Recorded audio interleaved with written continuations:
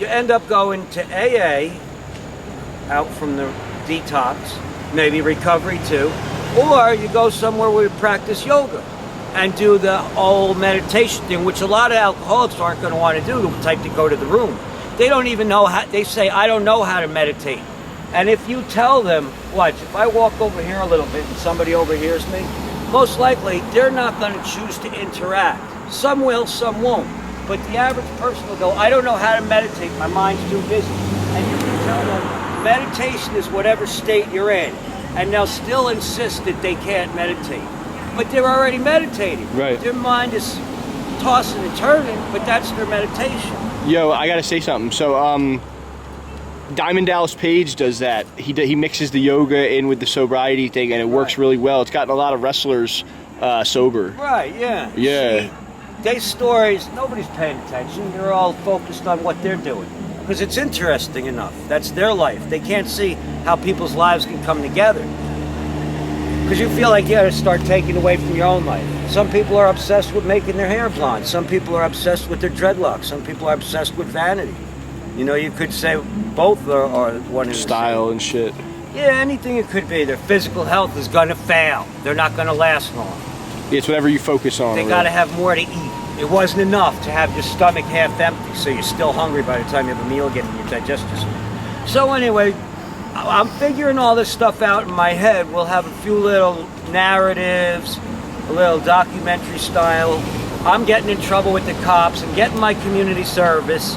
As I start to do the work and get familiar with the town and what the nature of volunteer service karma yoga is, then I start to lose my desire, my compulsion with alcohol. I start to think more about, it's not my drinking that's a problem, it's the alcohol that's a problem. I can drink water, I can drink milk, I can drink tea. They call it drinking. That's the trick right there. Who am I going to walk around telling a false talk and wrong way of speech for? The Buddhists will tell you that. Practice right speech, right action. So they're going wrong in so many ways. And well, then, I like what Jogger says, man. Jogger says that there's just a million ways that they're trying to fuck with people's heads before a person can figure it out. You know, Babylon. Would you say Babylon? They say we look scary. The lady was interviewing me from the news. She said, "Oh, you went to Canada, and a lot of people started to get scared because you have to face it. You're quite frightening looking with the things you call dreadlocks. You have a bad reputation, Bob." He said, "Well, it's not like the Rasta man has a bad reputation. So people give him a bad reputation. Yes, but you smoke marijuana, and it's a illegal drug. Now, how do you call an herb illegal? You could tell God it's not legal.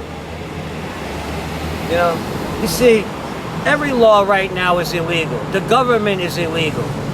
But then when people say, why you smoke the herb, what are you going to do, rebel? Yeah, rebel against what? That was what he said, but the what would be the system, what you'd have to get people to still wake up and get motivated for it, you know? It's not like all of a sudden the guy's bored looking around, he's gonna go, I'm gonna go over here and tell them, stop deep frying your vegetables and call it a garden cafe. I'm not gonna go over there and saying, how are you gonna charge $5 million for a property that was given to us to live on?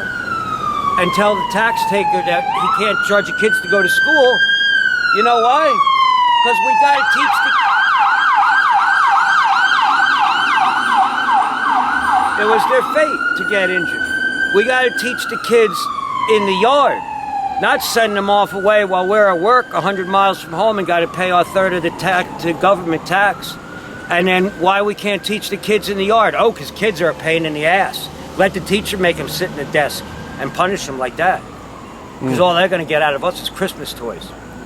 So, you know, all these things are really the problems we got to work on, and we'll go from like, start off a scene in the courthouse. This is an interview about a movie making, documentary, 25 hours of community service about yoga recovery from substance abuse. We can go check out a couple different potential locations for rehab-like houses, however we want to get started. We could go talk to the people at Samadhi, that's a local startup recovery thing that's already in action, and things like that, you know. And then at the end, of course, it's a happy ending, and the ending is really funny. I go to the Philippines, I get married, and the preacher's calling us to the altar, And then we had this little pop-up photo booth, and then you see the white lacy dress flying around. And that's the end. That's the happy end. Yeah, here's a question for you.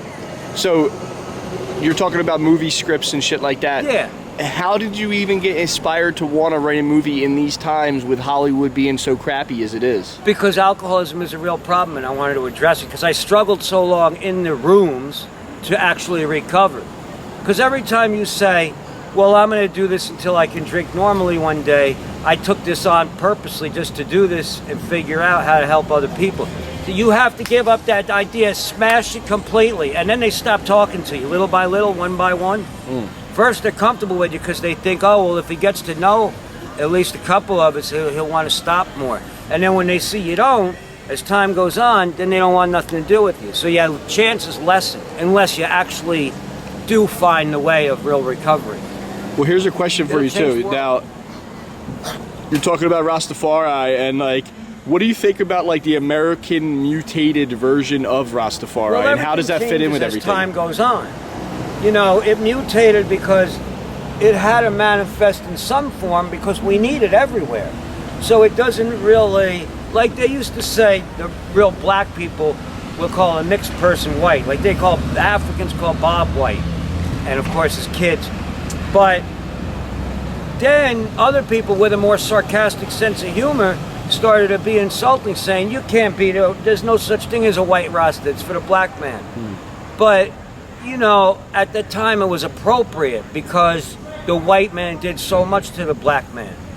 So now you see it's still going on, but yet the attitude's still changing, but the cops are still killing them. So, but they're not going around being racist towards white people anymore, or gay people are acceptable now. Right. You know, whereas Right. they used to have to hide in the closet. Right.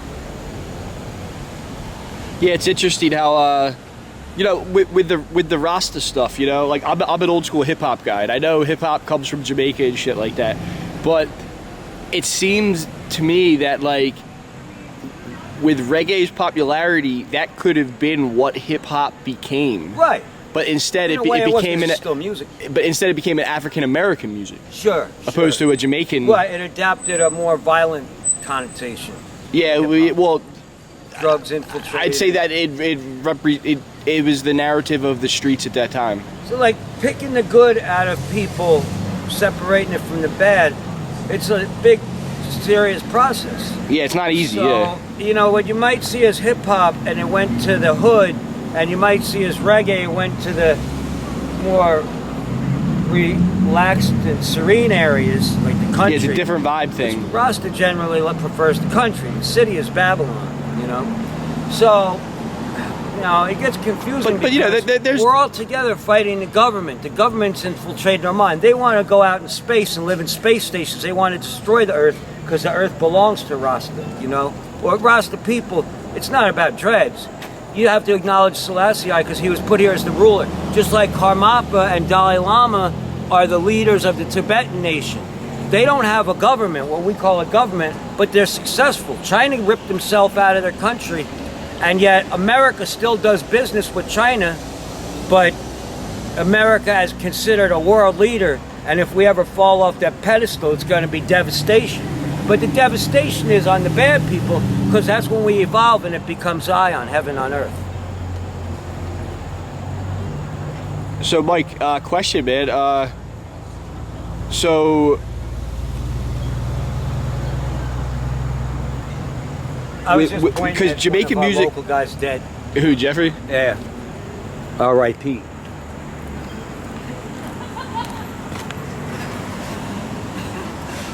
I'll never get that coffee. Yo, Cup. question for you, though. Because, like, Jamaican music comes from the hood, too. Yeah, So... but it really comes from the country. It went to the hood, like Damian Marley and Nas. They turned it, they Nas? mixed it. Yeah, it became dance hall. See, Reagan illegalized marijuana more severely in Jamaica in around something 66, 6 of 66, and the sign of the beast. And that's the government would call it the beast, the devil. And when they did that, cocaine started to become very popular because you could hide it easier, just like it is in the hood. They don't sell marijuana as much Well, now it's getting back to, but you know, it used to be you could hide a little rock, crack, and cocaine. So it mixed things up down there. People got really violent on these Well, that's drugs. the other thing too, is the crack cocaine came in, and then the sound of the streets changed. And then Reagan's big thing was, and Nancy Reagan, the anti-drug movement, the war on drugs. Yeah, the war on drugs. But they don't tell you about life and debt in Jamaica. Yeah. You know, with all the stuff that the government does, man, you would expect that some politician would come along and say, yo, you know what, no more smartphones. Well, look at what the Native Americans went through. And, you know, nobody tried to save them. Right. Right. Yeah, I don't hear anybody talking about that. The depression gets too heavy. The Native Americans and the Australian Aborigines basically are living the same, you know, decline. But the thing is, you know, with this COVID they came up with, the smog is getting us, so we have to wear a mask. And then they say, blame it on the black guy getting his neck stepped on saying I can't breathe. Now, that tricks everybody into thinking about a virus being real. But really, this is going on, and in the end, it's going to be, they're going to separate the two different sides, you know? And we, in Australia, we made the fire to make the sky look like the Aboriginal flag, because we come from the dream time, so we're very powerful. If you notice how I talk, I'm not from one people, which really is one people. You know, it's all broken up into divided continents and states. Like when Noah came, continents and states, divided and fragmented. Because when Noah came and made the flood, that's why the Bible's written to remind us how it's supposed to be. But naturally, the world had to scientifically evolve, and you used to be able to walk the whole earth. Now you got continents where the government was able to say, you can't go there and you can't go there because you owe child support. And then you're trapped around the women that don't like you anymore because they're so tired of the same damn culture. Unless you got money, that'll keep them happy. That's why they can't overhear nothing. But I can afford one cup of coffee. See, if you look at the signs, now there's an omen. Aborigines are very keen on omens. When I was saying that about one people, she put up a finger. And like where most people point to God. But if you can see and hear, then, you know, things become clear eventually. We got all kinds of tricks. But is there anything that you want to say to all the ladies out there watching on YouTube? yeah, don't come looking for my money, but come looking for me. Head with the alcoholism so severely is that I have to understand how to heal people from it completely, rather than what the 12-step programs teach, that an alcoholic can never be non-alcoholic. But with yoga, when you do the practice, you're doing a yogic practice. You might not be a yogi yet. So the alcoholic kind of has it backwards in the modern culture. Like, if you're drinking alcohol, you're alcoholic. You're doing an alcoholic practice. They say, no, that's not an alcoholic. You can drink alcohol. It's what the consequences are when you drink. So I don't want to see people not going to get recovery because they don't like that way of thinking. So then I have to I can understand that. How? You don't understand? No, I said I could. Okay. So, but meanwhile, there's all this trouble to work out. And that's what they're trying to save what they call the newcomer from. You know, so maybe there's got to be a little bit of background in AA ways of thought. Well, you know what I find interesting about all that is, like, the AA thing can take away from the culture. Yeah, I think it might have been set up by the Illuminati. Yeah, I would say there's something. People even say that in there. I would say there's something funny about it because of just all of the religious submission, but at the same time, some people need it or they're going to die. Right, and that's where they got a shoe in. Yeah. A foot in the door. Yeah, that's where they're actually doing real work. AA